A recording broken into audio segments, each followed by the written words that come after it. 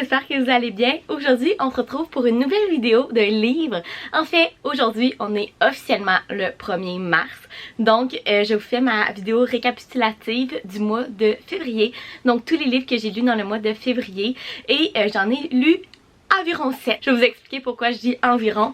J'ai lu à peu près 7 livres ce mois-ci. C'est pas mon meilleur mois, mais c'est pas mon pire non plus. On sait que le mois de février, il y a un peu moins. Il y a 28 jours au lieu de 31. Fait que ça fait 3 jours de moins. Mais aussi, j'étais bien occupée avec l'université et toute ma vie en général. Donc c'est pour ça que j'ai lu un petit peu moins de livres que d'habitude.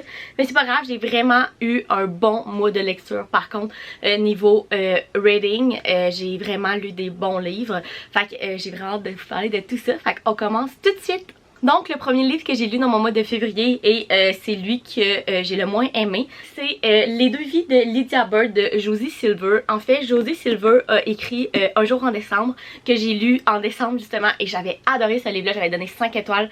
J'ai tellement aimé ce livre-là. Moi, je me suis dit que j'allais sûrement aimer celui-ci de la même auteure. En fait, dans ce livre-là, on suit Lydia qui est fiancée à Freddie. Mais en fait, Freddie meurt dans un accident de voiture et évidemment, elle est bouleversée et en fait pour s'aider à dormir elle prend des somnifères, mais quand elle prend des somnifères puis qu'elle s'endort, elle se réveille, dans le fond elle rêve dans sa même vie mais où Freddie n'est pas décédé et donc elle est vraiment comme tiraillée entre ces deux vies là, c'est les deux vies, entre sa vie quand elle prend des somnifères puis qu'elle dort puis elle peut aller retrouver Freddie, ou sa vraie vie où ce que Freddie est décédé mais qu'elle peut continuer sa vraie vie. Donc c'est vraiment ça le livre. Sérieusement, la partie de sa vraie vie où ce qu'elle essaie de surmonter son deuil et tout, j'ai adoré. C'est l'autre côté, le côté où elle voit Freddie dans ses rêves avec les somnifères que j'ai trouvé un peu plus difficile. Pas que ça m'intéressait pas, mais c'est un peu ça.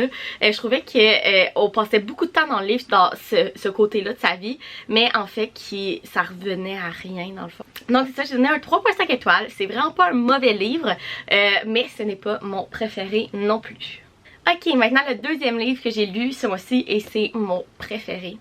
Je vous ai fait un reading vlog dessus que je vais vous mettre dans le petit i que je sais pas où, mais c'est J'ai un nom de Chanel Miller. En fait ce livre là c'est un mémoire où on suit Chanel qui est la fille qui a été agressée dans toute l'affaire du campus Stanford en 2015, qui a vraiment changé les lois californiennes sur les agressions sexuelles, et c'est vraiment toute son histoire et c'est le premier livre que j'ai annoté. Comme vous pouvez voir, il y a des quotes dans ce livre là qui sont incroyable. En fait, on suit Chanel de son agression jusqu'à la fin du procès, comment elle a tout vécu ça, comment ça a changé toutes ses parties de sa vie, comment elle a réussi à survivre au procès et à la fin, un des affaires qui m'a le plus touchée, c'est que au moment de la sentence de son agresseur, Chanel avait le droit de lire une lettre.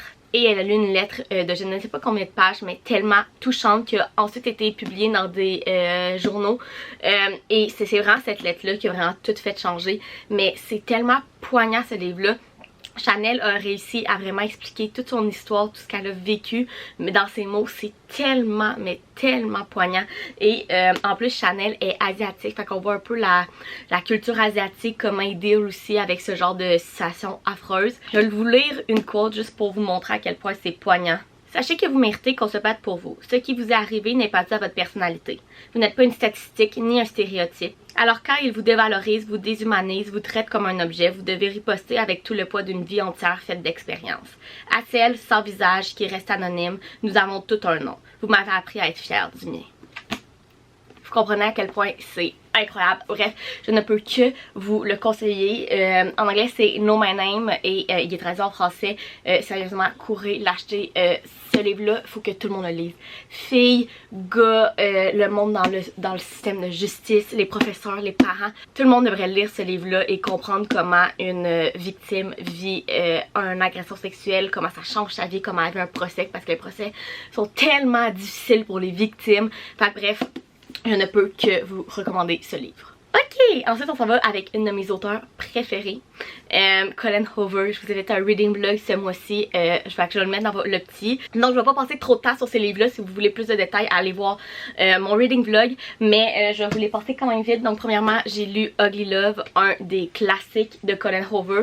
Ce fut un 5 étoiles, ce livre-là. J'ai pleuré ma vie. Si vous allez voir dans le vlog, vous allez voir que j'étais bouleversée. En fait, on suit Miles et Tate Rapidement, Tate déménage chez son frère et en fait son voisin est le meilleur ami de son frère Miles et en fait il commence à avoir comme l'attraction envers l'autre et décide d'être friends with benefits, mais en fait Tate veut comme un peu plus que ça, mais Miles lui a dit en commençant leur relation que il fallait pas qu'elle s'attende à un avenir avec lui parce qu'il était pas capable d'aimer personne, parce qu'il est arrivé de quoi dans son passé vraiment troublant que je ne veux pas vous en dire plus parce que c'est la twist, mais sérieusement là, ce livre est incroyable, j'ai pleuré ma vie. Au début j'étais pas sûre, mais quand t'arrives vers la fin, la twist pis tout là, wow, 5 étoiles, faut que vous lisiez ce livre-là. Et le deuxième livre de Colleen Hoover que j'ai lu ce mois-ci est Layla.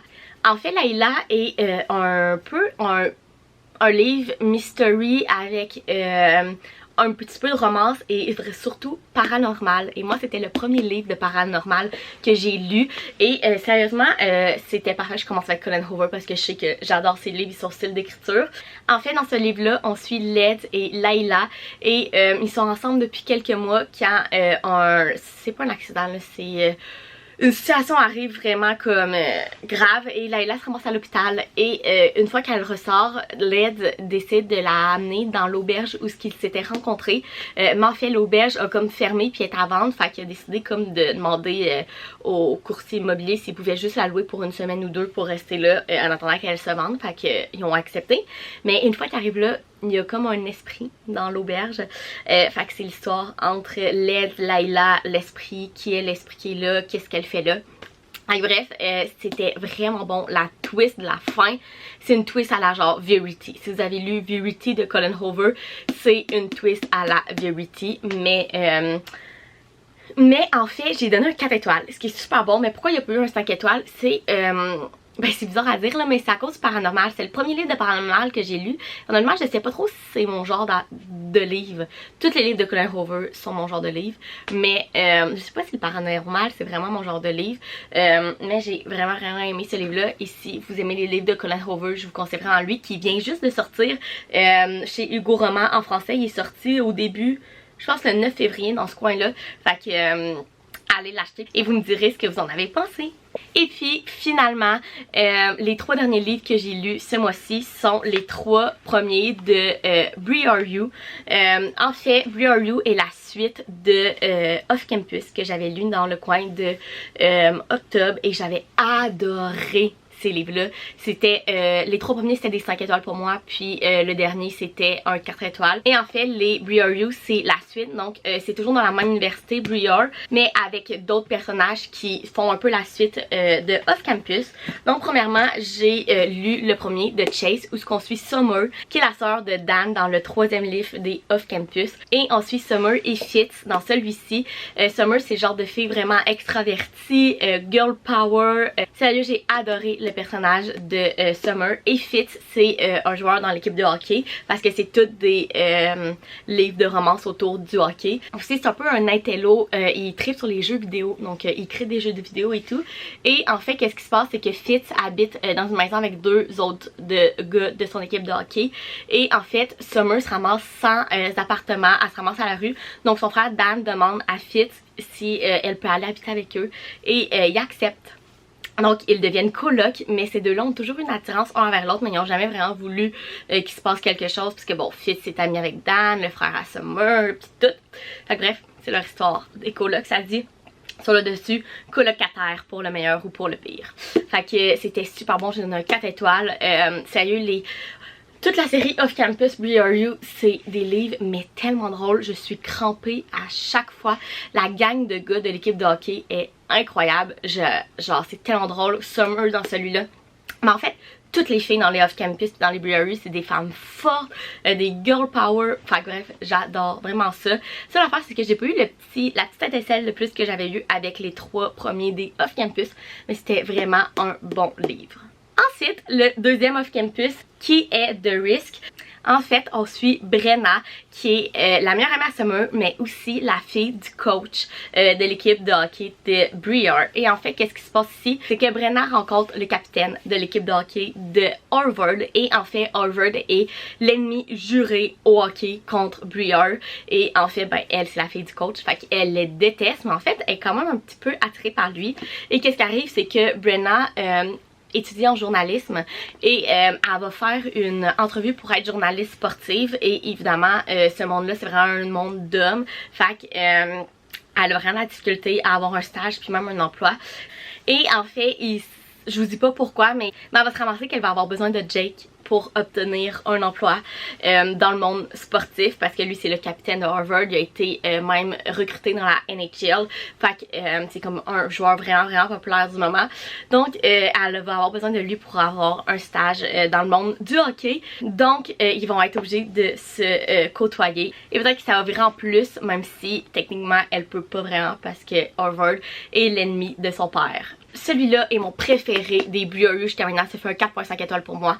J'ai tellement aimé leur relation. Brenna, c'est tellement une fille forte, mais en même temps, elle a un passé sombre que tu apprends à connaître au travers du livre. Sérieusement, j'ai adoré. Et Jake, sérieusement, c'est mon book boyfriend préféré dans les Briar.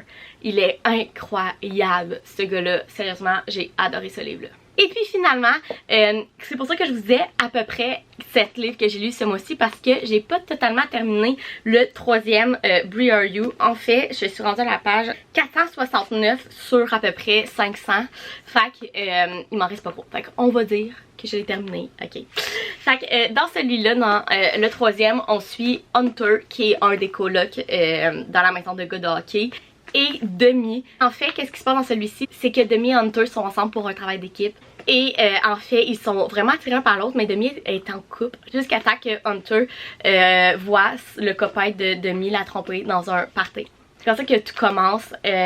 Sérieusement, j'adore Demi. Elle est tellement drôle. Ce que j'aime aussi, c'est qu'il y a de la diversité. Demi est afro-américaine à moitié. En tout cas, sa mère est blanche, son père est noir.